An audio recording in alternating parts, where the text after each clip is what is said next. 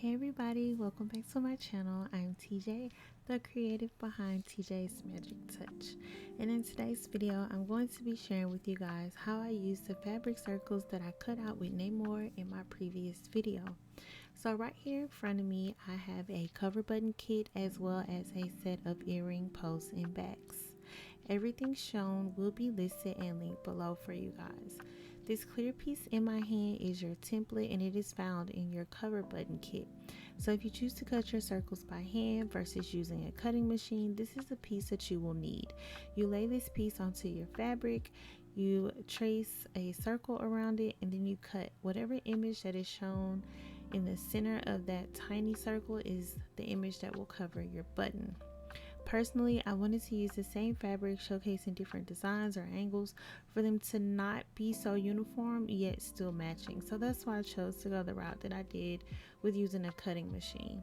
This particular cover button kit contained one button with the option to choose between two different style backings, and I am using the flat back since I plan to add an earring post later. The first thing we're going to do is grab our button piece and the base of the tool. We're going to take our cutout fabric, lay it face down on the tool, and then we're going to place our button piece with the rounded side down. We'll then fold over the excess fabric, place our backing, and snap it into place with the blue tool.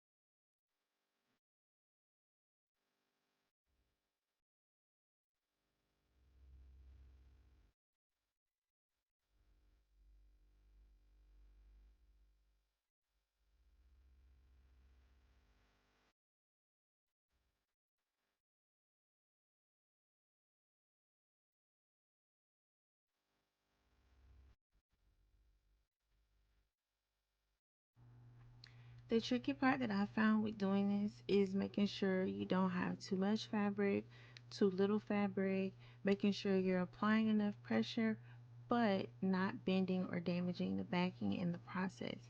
I have to be completely honest with you guys. I thoroughly struggled with this part and I'm really not sure why. I kept pressing, but I wasn't hearing a snap or feeling a pop. And you have to feel the pop to know that it is in place correctly, and I wanted to press harder, but I was afraid of possibly damaging it. It took me about 10 minutes just to complete two, so I had to call my husband to help me, thinking maybe it was a strength thing and I possibly wasn't adding enough pressure. I need your thumbs.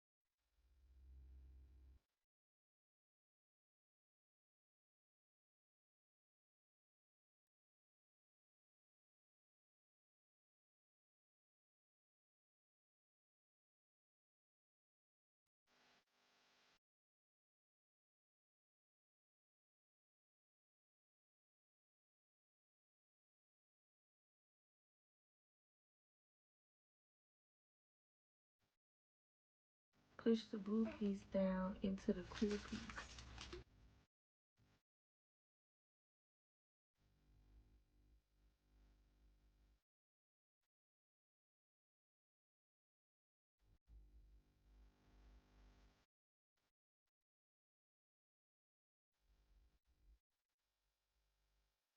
I can't explain what happened. I can't tell you why his was perfect, and I really don't know why he didn't struggle and I did. However, after he did that one, the next few that I did came out amazing and I was super happy. So I moved on to making the buttons.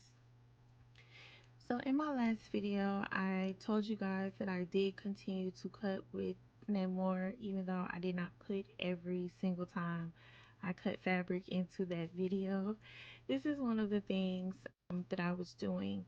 I am honestly not sure if it's because it's fabric and it's stretched across the mat, but I did have to cut these circles larger than the circles that I make when I'm using the button maker for paper.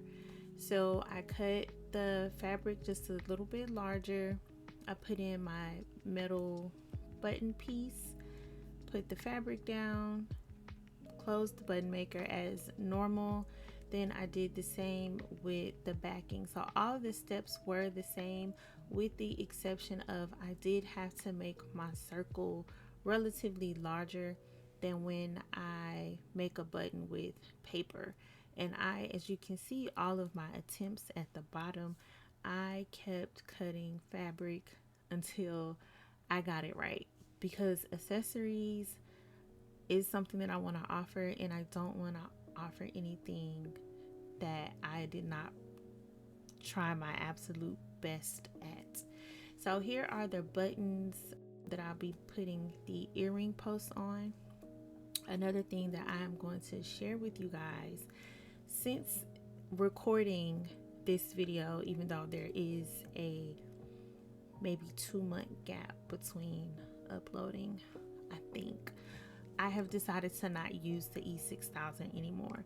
I know for a lot of jewelry makers, E6000 worked. I'm not sure if it's because the earring posts are stainless steel or they're hypoallergenic. I'm not sure what it was, but the E6000 did not work for me to keep the earring posts on the back of the cover buttons. So since then, I've tried out a couple other glues, and before I sell, I will give you guys an updated video letting you know who the winner is and which cover button earring lasted the longest. Okay y'all, that is absolutely all for this video. Here is a close-up of my new babies. Please don't forget to give this video a big thumbs up, comment down below, share because sharing is caring, and until next time, bye y'all.